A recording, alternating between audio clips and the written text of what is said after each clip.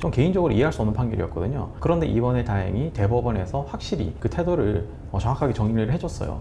쉽게 말해서 건보법에 따라서 벌금형 이상이 선고됐을 때 부동산의 그 계약 목적을 달성할 수 있을지 여부와 상관없이 약정 해지할 수 있다는 내용이거든요. 저는 제대로 된 판결이라고 생각을 합니다.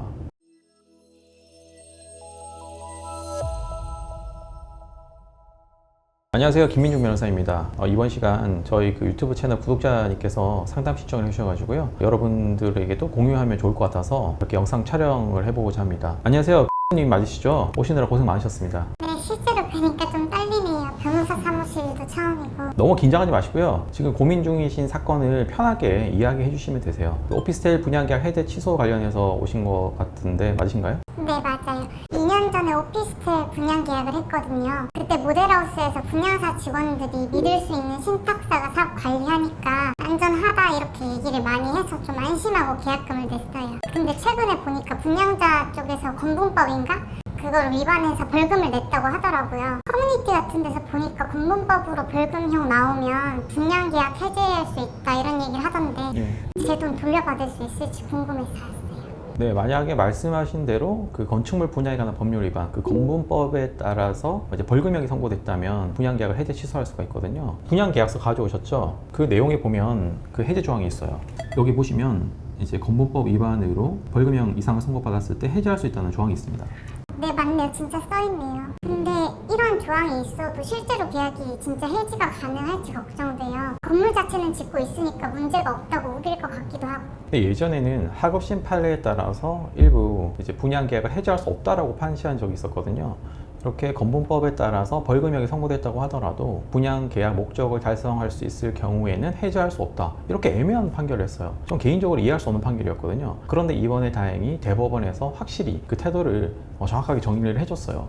쉽게 말해서 건분법에 따라서 벌금형 이상이 선고됐을 때 부동산의 그 계약 목적을 달성할 수 있을지 여부와 상관없이 약정 해지할 수 있다는 내용이거든요. 저는 제대로 된 판결이라고 생각을 합니다. 왜냐하면 분양 계약서에 그렇게 적혀 있잖아요. 그대로 하면 돼요. 그런데 일부 하급심 판결에서 부동산 계약 목적 달성에 맞게끔 사용할 수 있다면 뭐 해지할 수 없다, 이렇게 자의적으로 해석해서 판결을 한 거거든요. 저 문제가 많은 판결이라고 생각을 하고 있었어요. 그런데 이번에 대법원 판결이 나왔고, 이번 판결에 따르면 저희도 건분법 위반에 따라서 벌금형이 선고됐기 때문에 약정 해제를 할 수 있게 된 거죠.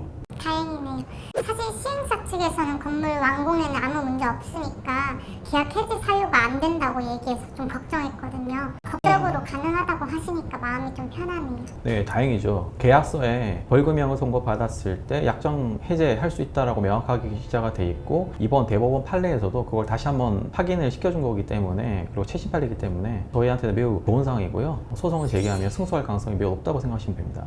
네, 근데 제가 하나 더 여쭤볼 게 있는데요. 제 계약서에는 신탁회사가 분양사업자 겸 매도인으로 되어 있거든요. 근데 벌금형 선고를 받은 건 시행사인데 계약 조항에는 분양사업자가 처벌받으면 이라고 되어 있는데 분양사업자는 형식상 신탁사라서 혹시 문제가 없을까요? 그 좋은 질문이에요. 예전부터 그런 게 문제가 됐었거든요. 저희가 기존 진행하고 있는 사건에서도 이런 게 있어요. 그러니까 형사 고발을 했는데 신탁사는 처벌이 안 되고 시행사만 처벌이 된 거죠. 그래서 신탁사는 이렇게 항변을 하는 거죠. 분명히 계약서에는 신탁사가 건분법에 따라서 형사 처벌, 벌금형 이상 선고가 됐을 때 해지할 수 있다고 돼 있기 때문에, 그런데 나는 벌금형 이상의 선고를 받은 적이 없기 때문에 해지할 수 없다, 이렇게 형식적으로 나온 거거든요. 그런데 이번에 대법원 판례에서 이 부분도 명확하게 정리를 해줬어요. 신탁사가 처벌받지 않았다고 하더라도 시행사가 처벌받았으면 그 책임을 신탁사가 같이 져야 된다는 논리거든요. 쉽게 말해서 이 분양계약, 민사적인 분양계약은 뭐 신탁사의 책임이고, 그 형사 책임, 실제 행위를 한 시행사가 형사 책임만 지게 되는,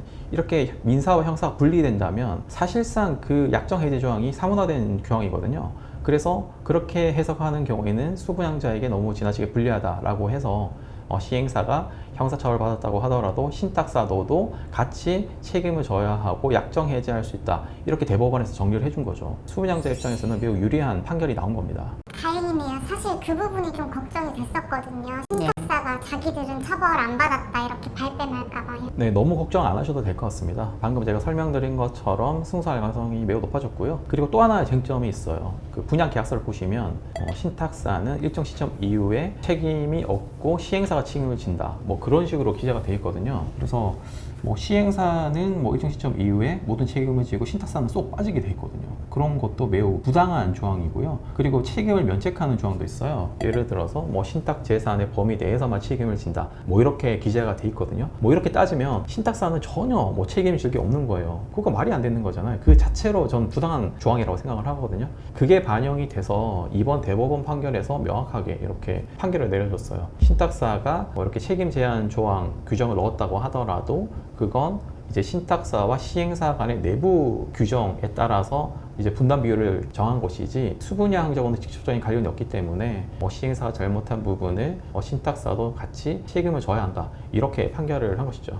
변호사님 말씀 듣고 나니까 좀 안심이 되네요. 그럼 이제 제가 실제로 계약을 해지하려면 어떻게 해야 되나요? 그냥 전화해서 해지하겠다고 얘기하면 되나요? 전화로 말하게 되면 전화를 누구랑 하는지도 알 수가 없고요. 그 전화가 제대로 도달됐는지 나중에 입증하기가 힘들어지거든요. 그래서 가능한 내용 증명이나 소장을 통해서 통보하고 도달시키는 게 좋아요. 지금 저희 같은 경우에는 바로 소송을 제기해야 되는 타이밍이거든요. 지금 거의 잔금일이 다가오고 있고 입주일도 다가오고 있고 중도금 만기도 다가오고 있는 상황이라서 내용 증명으로 해결된 상황은 아니고요. 지금 중도금 대출 만기 때문에 연체 등록, 신용하락, 카드 정지 문제도 발생을 하기 때문에 최대한 빨리 소장을 작성해서 접수를 해야 돼요. 그래서 저희가 그 건분법 위반한 내용과 해제 취소 다른 사유들을 추가해서 소장을 작성해서 이제 발송을 할 예정입니다. 그럼 제가 낸 돈 전부 다 돌려받을 수 있나요? 위약금 떼인다거나 뭐 그럴까?